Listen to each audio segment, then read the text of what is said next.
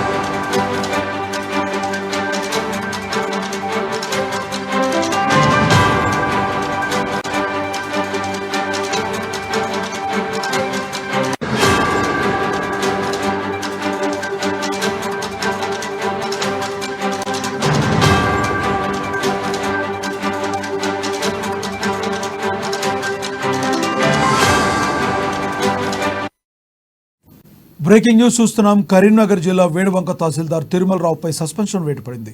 తహసీల్దార్ ఆఫీసులో గతంలో ధరణి ఆపరేటర్గా పనిచేసిన కె అరుణ్ చౌదరి, సికాసి సురేష్, నీల పూర్ణచందర్, మహమ్మద్ అక్బర్ కుమ్మక్కై ఓ భూమిని అక్రమంగా రిజిస్ట్రేషన్ చేశారు. వేడవంక శివార్లోని సర్వే నెంబర్ 1224/ఏలో 6 గుంటలు, మరో చోట 16 గుంటల భూమిని కబ్జా చేశారు. పట్టాదారుడు రాముడి శివప్రియ అమెరికాలో ఉండగానే ఆమె ఫోటో తీసి సంతకం వారే పెట్టి అక్రమాలకు పాల్పడ్డారు. ఇదే విషయమై మరింత సమాచారాన్ని మా ప్రతినిధి శ్రీకాంత్ అందిస్తారు. శ్రీకాంత్, చెప్పండి, అసలు జరిగిన విషయం ఏమిటి? Thank you Lakshminath.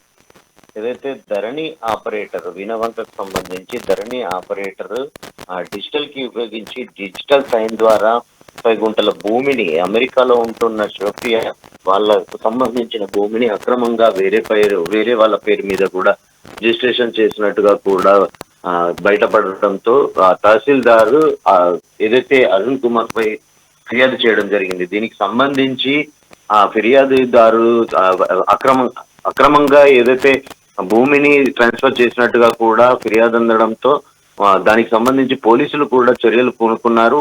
ప్రస్తుతం ఏదైతే ధరణిలో పనిచేస్తున్న అక్రమాలు ఏదైతే దీనికి సంబంధించి గత ప్రభుత్వము భూ కబ్జాలకు సంబంధించి ధరణి పోర్టల్ను ప్రవేశపెట్టడంతో కూడా ఇందులో ఉన్న లొసుగులను కొంతమంది ఆపరేటర్లతో సహా ఎంఆర్ఓలు కూడా అక్రమంగా భూ కబ్జాలకు పాల్పడుతుండడం కూడా రాష్ట్ర వ్యాప్తంగా ఒక చర్చనీయాంశంగా మారింది. ఇదే క్రమంలో భాగంగా దీనికి సంబంధించి ఈ ఘటన చోటు చేసుకుంది.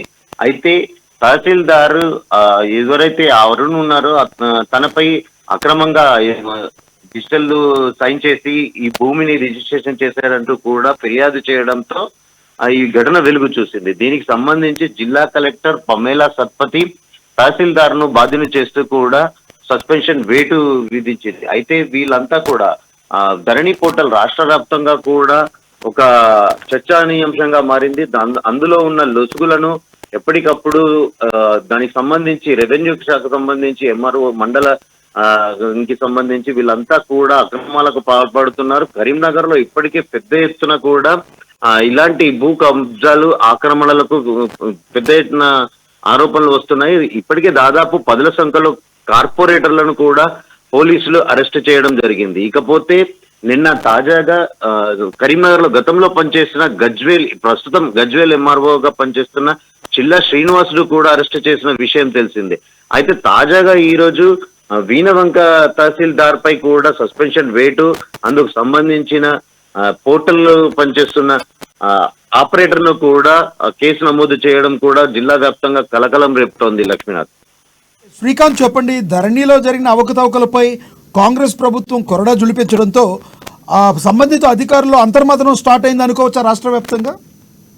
తప్పకుండా లక్ష్మీనాథ్, ఏదైతే ధరణి పోర్టల్ పై రేవంత్ రెడ్డి ప్రభుత్వం దృష్టి సారించినట్టుగా కూడా చెప్పవచ్చు.